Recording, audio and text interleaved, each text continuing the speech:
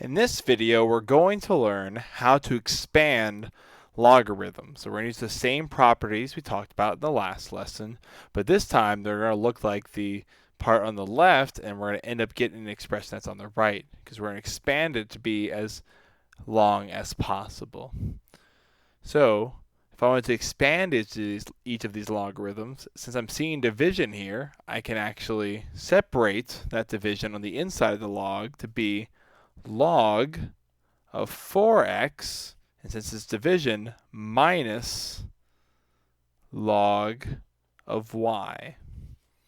Now 4x is multiplication, that's 4 times x, so I can even expand that expression to be log 4 plus log x, because when you're multiplying like 4x, they can separate the two logs with addition, minus log y.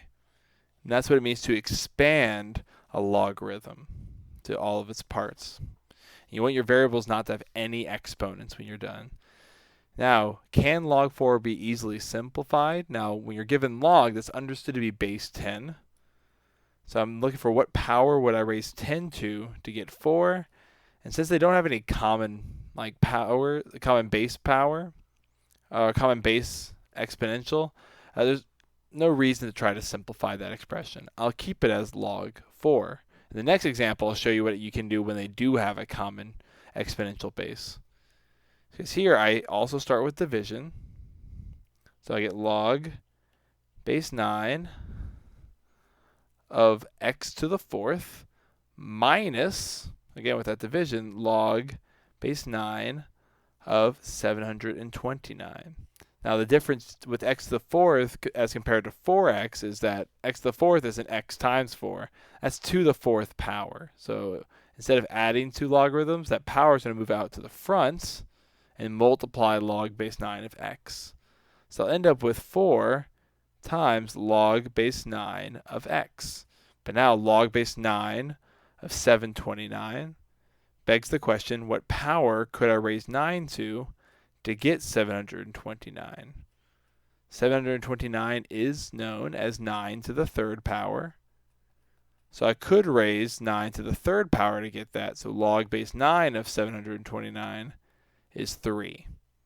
So that's what it means when you can find a common base. You can just reduce it down to a number or a fraction.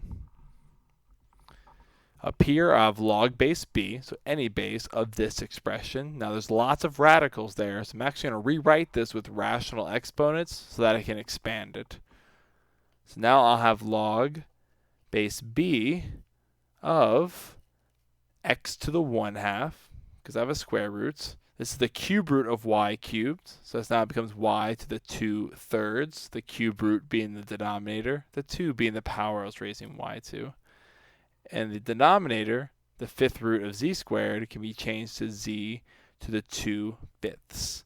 And now that I've rewritten this in exponential form, this will make it a lot easier to go through and find these properties. Because first I have division, so I can rewrite this as log base b of x to the 1/2, y to the 2/3, minus log base b of z to the 2/5. And then this is multiplication, so I can use that product property to rewrite that expression as log base b of x to the 1/2 plus log base b of y to the 2/3 minus log base b of z to the 2/5. Now all three of these logs have an exponent inside of them, so that x to the 1/2 can move to the front of the log, same with the 2/3 and the 2/5. So this can be rewritten as 1/2 log base b of x plus 2/3 log base b of y minus 2/5 log base b of z. Now, already looks a little bit simpler than how it started with all of those radicals, because now they all have x and y and z to the 1st power, and it's being multiplied by a coefficient.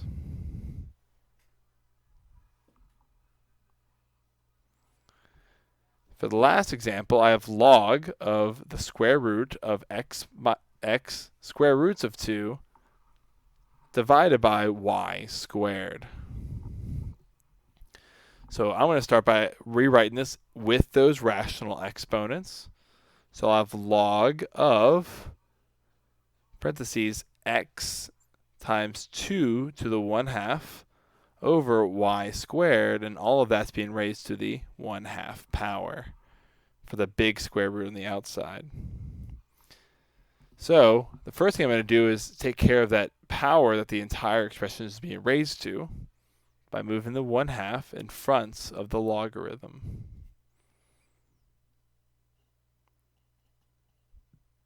Leave me with 1/2 log of x times 2 to the 1/2 over y squared.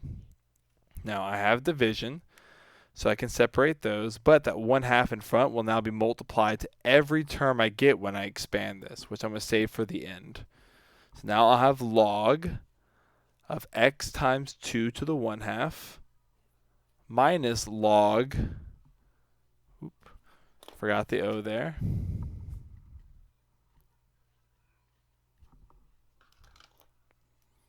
log of y squared.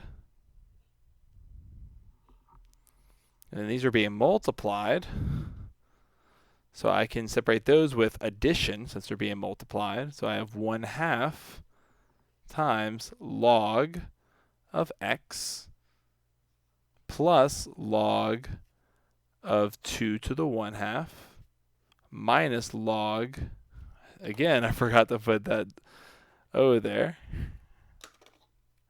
log of y squared.